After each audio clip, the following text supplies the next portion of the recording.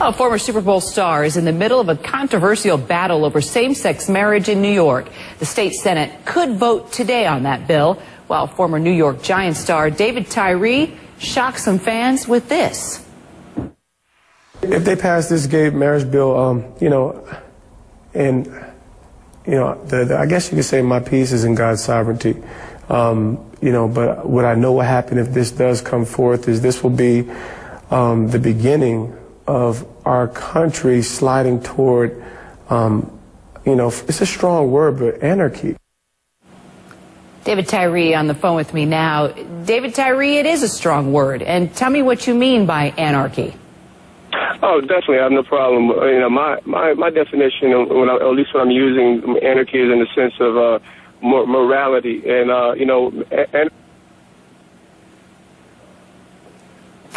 All right, we lost David Tyree there. We're going to try and get him back on the phone. Or do we have him? Okay. I'm back. How are you doing? Are you still there, David?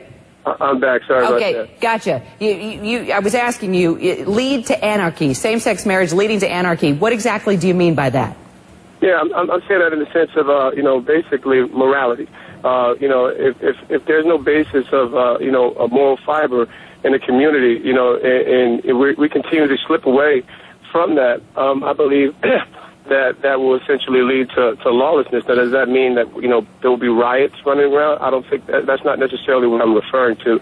And, but that's what anarchy means. I mean, it's social and political disorder due to the absence of a government or control by the government. I think if we look up the word anarchy, there's a few different definitions, but I don't want to really focus on it. I'm focusing on that I speak heavily in favor of marriage. I speak heavily in favor of one man and one woman.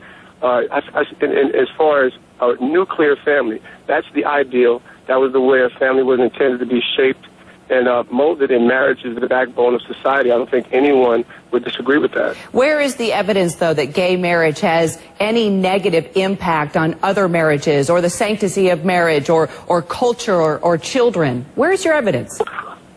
Where's the evidence? I'm not going to, sorry, I can't necessarily get into statistics. That's not my voice, but I do know that marriage necessarily didn't start with our country. I said this in the video as well. I'm not interested in a theocracy, but if marriage was long existed before our country, I don't think that we are messing with something that God has actually ordained, set in order. And, if we've adopted into our government, then we should adopt it in the sense of, just like you adopt a child, you don't adopt a child and change their name. So to redefine marriage changes everything. It changes everything, how we educate our children. And I really, believe that they should have the choice to make their lifestyle choices. But marriage is something that is holy. It's something that is sacred. And I believe it's something that should not be tainted with. So let me ask you a couple questions. First of all, I'm thinking of a segment, David, that I did months back, and it was about this study that came out of the Williams Institute at UCLA School of Law. And I had to go back and review my facts. It was 23 years that they did this study, and what it proved was that kids raised by lesbian parents had actually gained more respect for diversity, more respect for differences. And I'm just curious, as an African-American male, can you appreciate that? Well, I can certainly appreciate it. I think those are, qualities to be applauded. I still don't necessarily think that has any, reflection on my views, my beliefs, and what I believe to be true as far as what marriage is. That's essentially that's irrelevant as far as what the picture. What is a marriage? A marriage is between a man and a woman. That has always been the backbone of our society and culture. And moving forward, I'll do everything in my power, my voice, to preserve that and protect that. I think it's worth fighting for. But the research, David, also shows that two men and two men, or two women and two men, also have very strong marriages and raise kids very well. In addition to that, and I'm just curious. You talk about your dad not being in your home while you were growing up, and that had a big impact on you. What if you were raised by two women that loved each other and loved you, or two men that loved you and raised you in a very committed relationship? Are you saying that that's worse than a single-parent home? No, I've never said anything. I never said anything of the sort. But what it is, it's unnatural. You know, I don't think that. You know, I don't think that's necessarily a healthy model. Explain unnatural to me, David. Explain unnatural. Explain unnatural to me. Essentially, well, if you look at what, you know, a man and a woman, a marriage, what was the original intent of a marriage is to procreate, is to spawn off family and to continue to, you know, to be the reflection of God in that sense of creation and multiplication and being fruitful. So you're going into your religious perspective. You're going to your religious perspective, but what you've come out. That's just if that is the makeup of every home, if this is, you know, then can we procreate as a country? It's not the makeup of every home, though. There are many same-sex marriages and relationships that have a very happy home and are raising very successful children. That doesn't mean that it's natural. I still am trying to understand what you mean by it not being natural.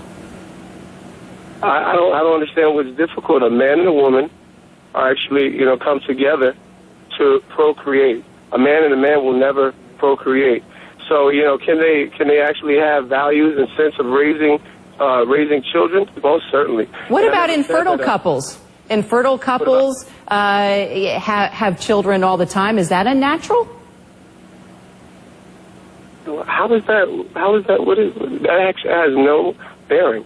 That makes no sense. A man and a woman are still coming together to raise a child, which actually paints a nuclear family.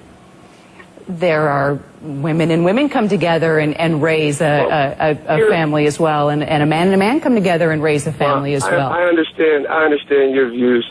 No, I'm not expressing my views. I'm just stating a fact. Well, I understand your adamancy, you know, for equality, and I even actually understand their battle. But, you know, to redefine marriage, it did not start with our country.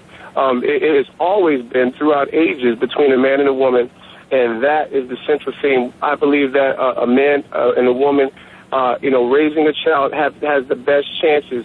And I believe that there are studies that would also say that has the best chances for that child to do well in his upbringing and in this, you know, as they mature as a person, to be, you know, fruitful in our society. So I just, David, real quickly, my views and my beliefs. Just finally, a number of your fellow athletes have come forward disagreeing with you. Even former teammates. I mean, I looked through the list: Charles Barkley, Steve Nash, Michael Strahan, Sean Avery. All of them have spoken out for marriage equality, and they're in support of gay and lesbian friends and neighbors and fans. What's your response to that? Oh man, I love them. They're entitled to their opinion, you know, and that's fine. But I believe that, you know, if you remove marriage or if you redefine marriage, you are tinkering with the moral fabric in our society that opens up the gateway for everyone to, you know, basically what's to stop polygamy from coming in, for a polygamist to say, well, I believe I should have my 5 wives. It opens up the door to a whole other sense of what I believe to be lawlessness.